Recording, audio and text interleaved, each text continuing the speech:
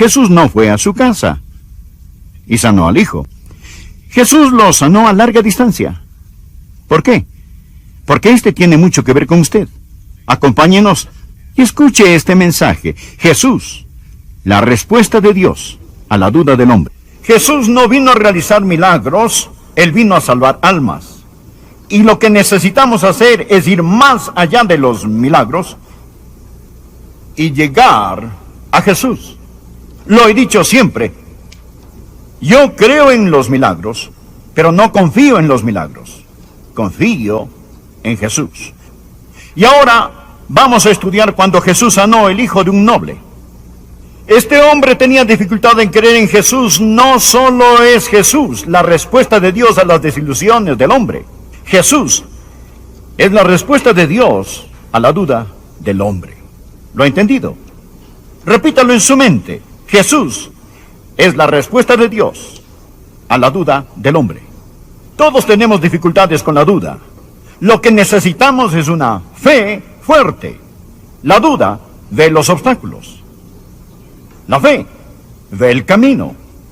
La duda ve la noche oscura. La fe ve el día. La duda teme dar un paso. La fe se remonta sobre lo alto. La duda pregunta, ¿quién cree? La fe contesta, yo. Bien, yo sé que usted quiere fe y necesita tener fe. Usted necesita poseer una fe, pero más que esto, necesita una fe que lo posea usted. Con esto en mente, leamos Juan capítulo 4, comenzando en el versículo 46. Vino pues Jesús otra vez a Caná de Galilea, donde había convertido el agua en vino. Y había en Capernaum un oficial del rey, cuyo hijo estaba enfermo. Cuando oyó que Jesús había llegado de Judea a Galilea, vino a él y le rogó que descendiese y sanase a su hijo, que estaba a punto de morir. Entonces Jesús le dijo, si no viereis señales y prodigios, no creeréis. El oficial del rey le dijo, Señor, desciende antes que mi hijo muera. Jesús le dijo, ve, tu hijo vive. Y el hombre creyó la palabra que Jesús le dijo y se fue. Cuando ya él descendía, sus siervos salieron a recibirle y le dieron nuevas diciendo, tu hijo vive. Entonces él les preguntó a qué hora había comenzado a estar mejor y le dijeron, ayer a las 7 le dejó la fiebre. El padre entonces entendió que aquella era la hora en que Jesús le había dicho, tu hijo vive. Y creyó él con toda su casa. Esta segunda señal hizo Jesús cuando fue de Judea a Galilea. Aquí tenemos a un hombre que tenía un problema. ¿Y cuál era su problema? Él era un noble. Es decir, él tenía prestigio, poder, indudablemente riquezas, poseía todas las comodidades que conllevan las riquezas. Pero él tenía un hijo que estaba enfermo. Él tenía un problema que no podía resolver. Él había oído que Jesús había convertido agua en vino en Caná de Galilea. Y ahora Jesús estaba de regreso en Caná de Galilea. Y este hombre pensó, si Jesús puede convertir el agua en vino, quizás pueda sanar a mi hijo. Entonces él decidió hacer el viaje de Capernaum a Caná de Galilea. Yo he hecho este viaje muchas veces. Es como de 17 a 25 millas. Todo depende de dónde empiece y en dónde termine. Aquí está este oficial real y él decide hacer este viaje a Caná de Galilea, donde Jesús efectuó su primer milagro. Y él desesperadamente le ruega a Jesús que sane a su hijo. Mas en lugar de sanar a su hijo, parece que el Señor lo reprende, casi reengañándolo. Jesús mirándolo le dice, si no viere señales y prodigios, no creeréis. Este hombre, sin embargo, estaba desesperado. Él no quería hablar de teología. Él le suplicó, Señor, desciende antes que mi hijo muera. Y el Señor Jesús le dijo, ve, tu hijo está bien. Tu hijo vive. Y el problema de este hombre era el negro suelo en donde las flores de la fe brotarían y florecerían. Hay 3 puntos que deseo que usted vea al hablar hoy de la fe fuerte y del ir más allá de los milagros hasta llegar a Jesús. 3 puntos que quiero que vea.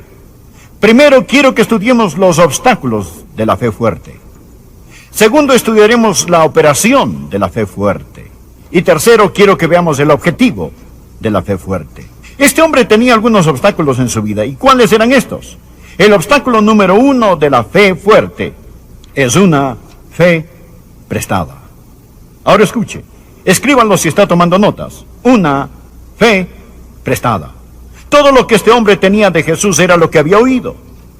Él había escuchado cómo Jesús hizo milagros. Puede verlo claramente en el versículo 46. Vino pues Jesús otra vez a Caná de Galilea, donde había convertido el agua en vino, y había en Capernaum un oficial del rey cuyo hijo estaba enfermo. Cuando oyó que Jesús había llegado de Judea a Galilea, vino a él. Él acababa de oír de Jesús, y esto es maravilloso. Todos deberían oír acerca de Jesús. Pero esto era lo único que tenía. Todo lo que él había hecho era escuchar a otros hablar de los milagros que Jesús hizo. Ahora míreme y déjeme decirle algo. Una fe prestada no es una fe fuerte. Usted no puede ir al cielo con la fe de su madre.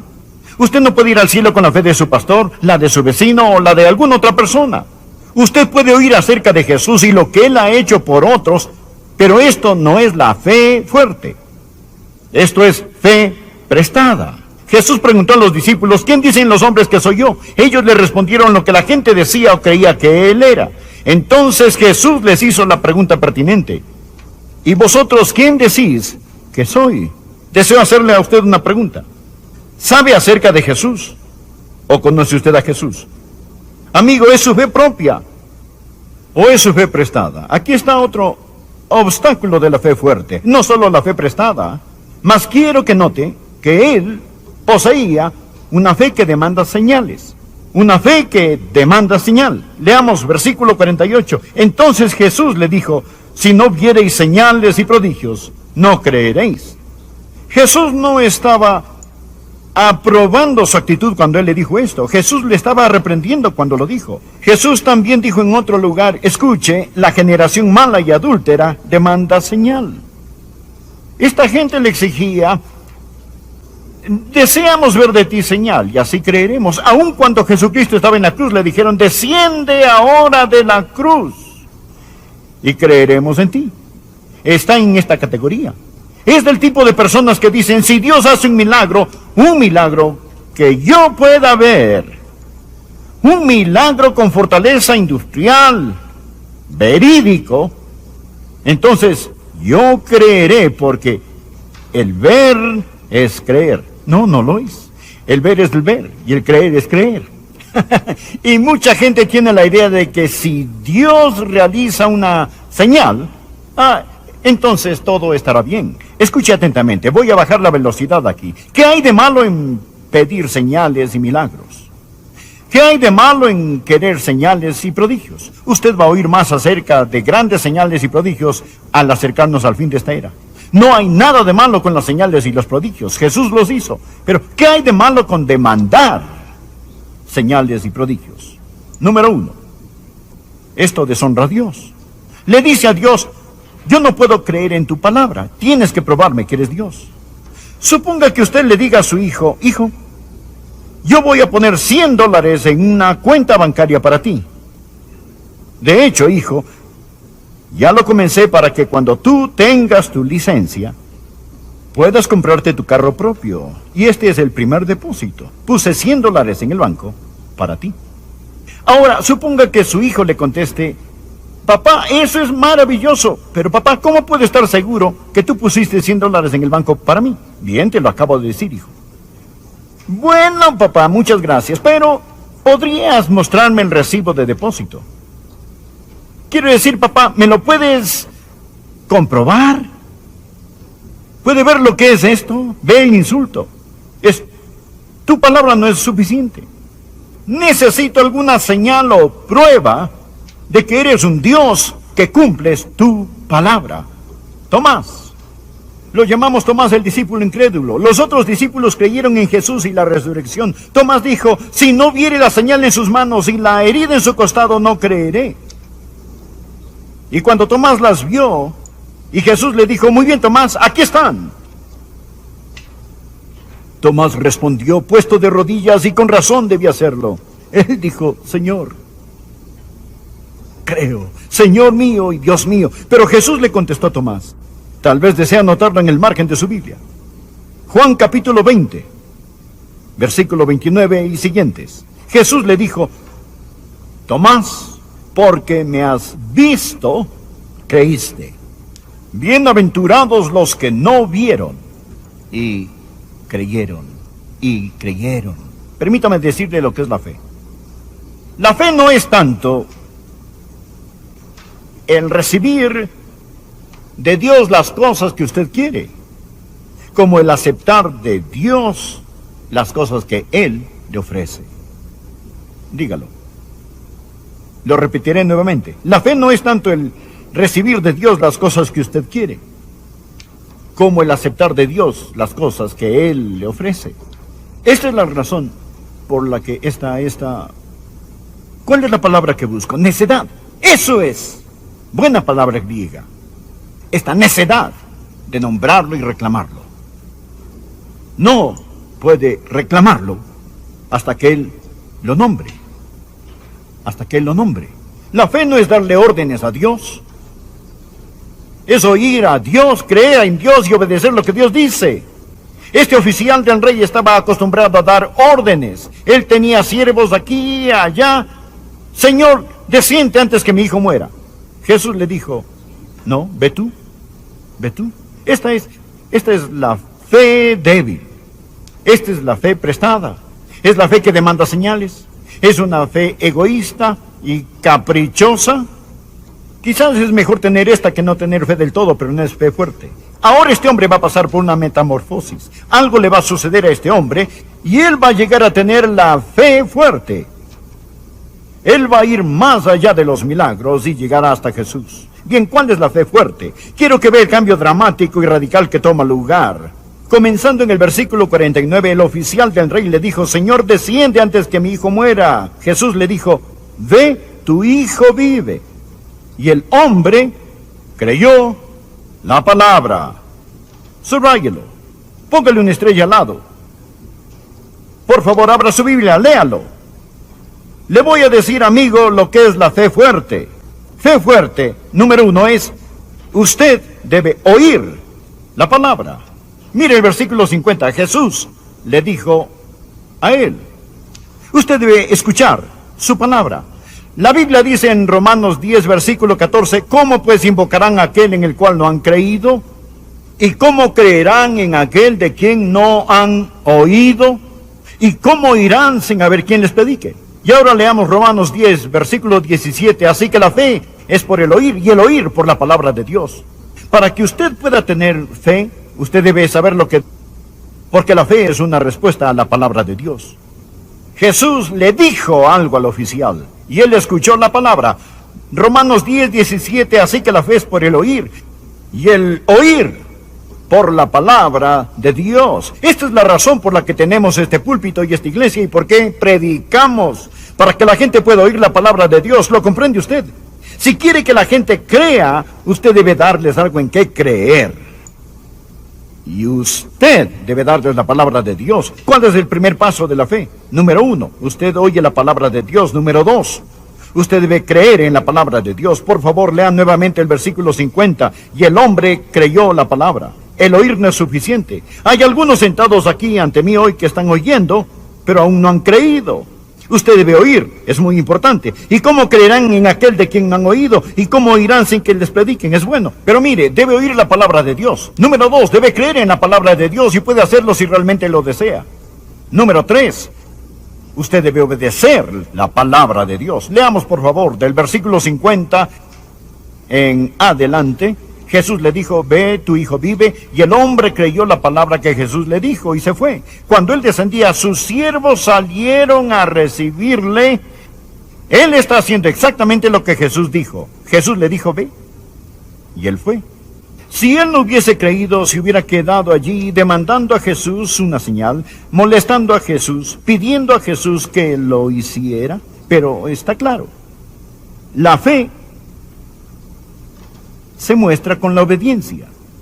Usted debe oír la palabra, usted debe creer la palabra y debe obedecer la palabra. Verá, la fe verdadera está siempre entrelazada con la obediencia. Romanos capítulo 16, versículo 26, anótelo en su margen, habla de la obediencia de la fe.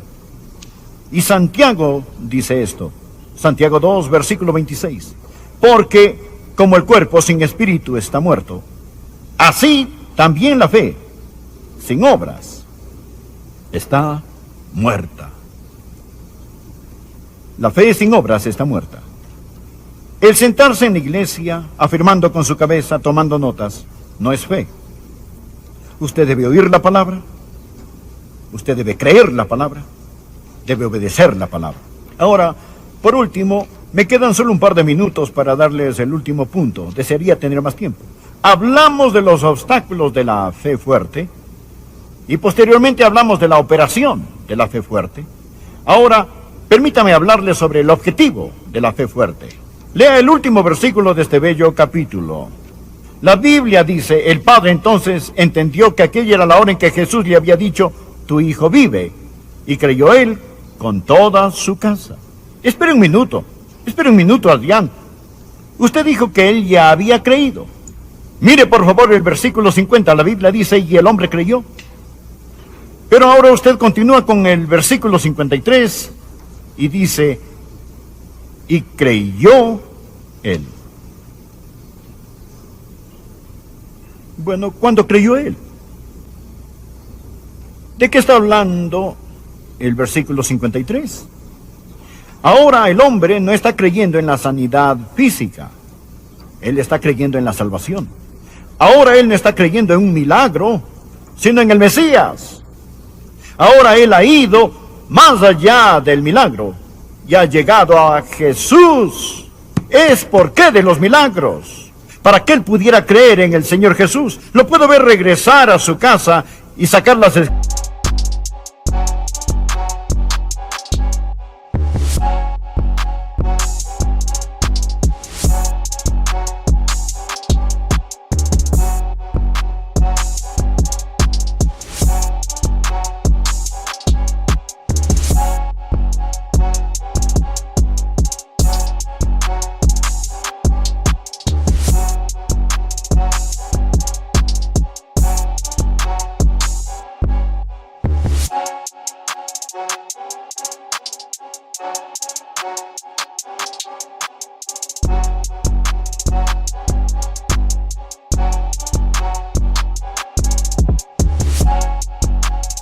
escrituras del Antiguo Testamento y decir, esposa, hijo, familia, hogar, yo he encontrado al Mesías, creamos en él, confiemos en él. No a todos, pero todo aquel que invocare el nombre del Señor será salvo. Él no vino como profesor o como sanador, él vino como salvador. La Biblia dice, el Hijo del Hombre vino a buscar y a salvar lo que se había perdido.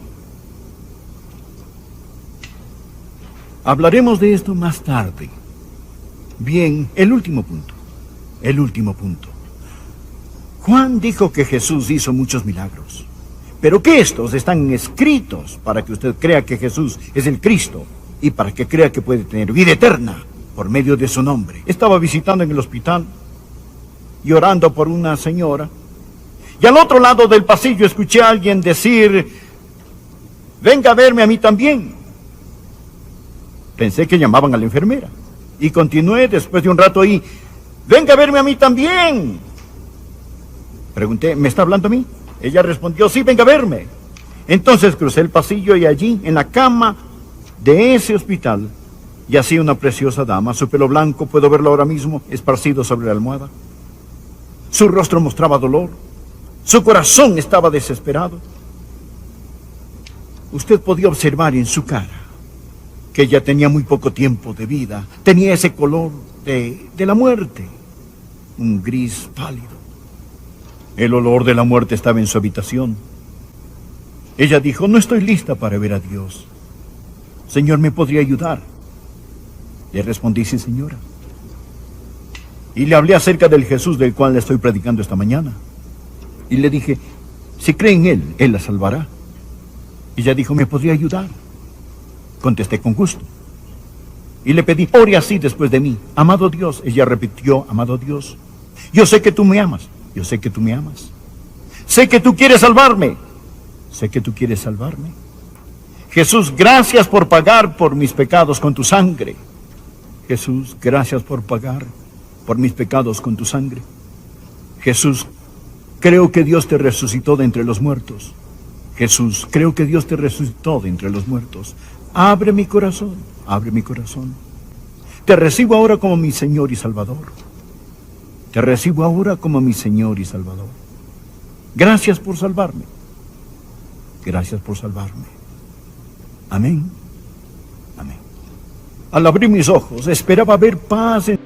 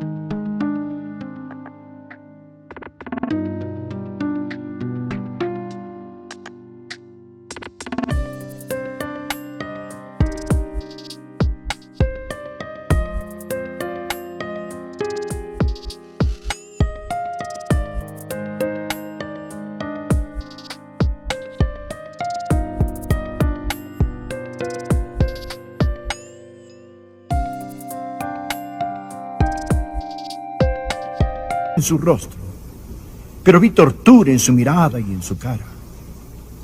Y ella me dijo, pero yo no entiendo cómo con tan solo decir eso me salvaré. Le contesté, usted tiene razón, toda la razón. El solo decirlo no la puede salvar, es el creer, confiar.